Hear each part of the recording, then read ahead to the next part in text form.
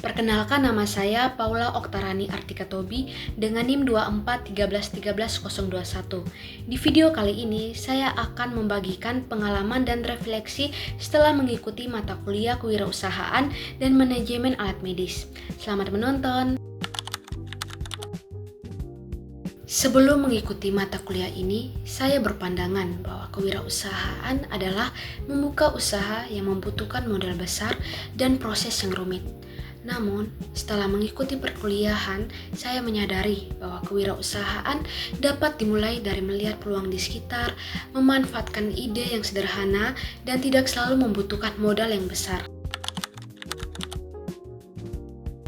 Studi kasus yang paling berkesan bagi saya adalah ide peluang bisnis penjualan komponen elektronik di kampus.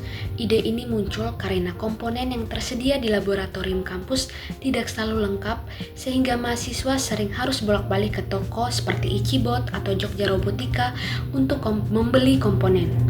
Ditambah lagi, ruang kelas kami berada di lantai 4, sehingga hal tersebut cukup menguras tenaga. Menurut saya, ide ini sangat bermanfaat karena memudahkan mahasiswa mendapatkan komponen yang dibutuhkan dengan lebih cepat, apalagi saat praktikum dan masa UAS. Menurut saya, peluang usaha yang paling potensial bagi lulusan teknologi elektromedis adalah usaha perbaikan dan rekondisi alat kesehatan, misalnya memperbaiki kursi roda, tempat tidur pasien, atau alat kesehatan lain yang sudah rusak agar dapat digunakan kembali, kemudian menjualnya dengan harga yang lebih terjangkau. Menurut saya, usaha ini memiliki prospek yang baik karena dapat membantu masyarakat mendapatkan alat kesehatan dengan biaya yang lebih murah. Ya, saya memiliki keinginan untuk menjadi seorang pengusaha. Selain ingin bekerja di rumah sakit sesuai dengan bidang saya juga ingin membangun usaha sendiri sebagai sumber penghasilan tambahan. Rencana saya adalah membuka usaha yang sesuai dengan minat dan kemampuan saya, seperti usaha buket bunga handmade atau usaha di bidang kesehatan, sehingga saya memanfaatkan keterampilan yang saya miliki sekaligus terus mengembangkannya. Menurut saya, tantangan terbesar seorang pengusaha muda adalah keterbatasan modal, sulit mendapatkan pelanggan di awal, dan kurangnya pengalaman dalam menjalankan usaha. Selain itu, persaingan yang semakin ketat juga menjadi tantangan tersendiri.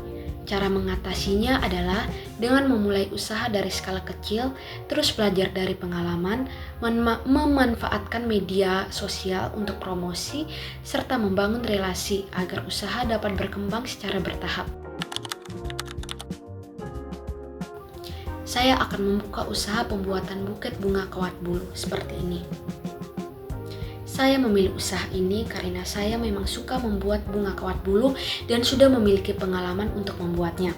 Selain itu, saya melihat harga buket di beberapa toko itu cukup mahal, tetapi hasilnya terkadang tidak sebanding dengan harganya.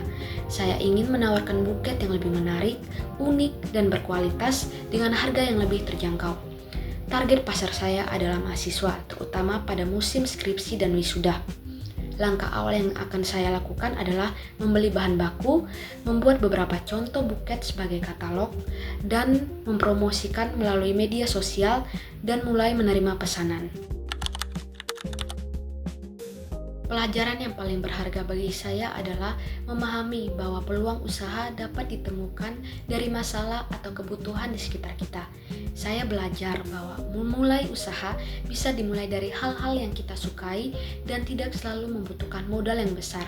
Selain itu, mata kuliah ini tidak hanya membahas bisnis alat medis, tetapi juga membuka wawasan saya untuk melihat berbagai peluang kewirausahaan yang ada di sekitar kita.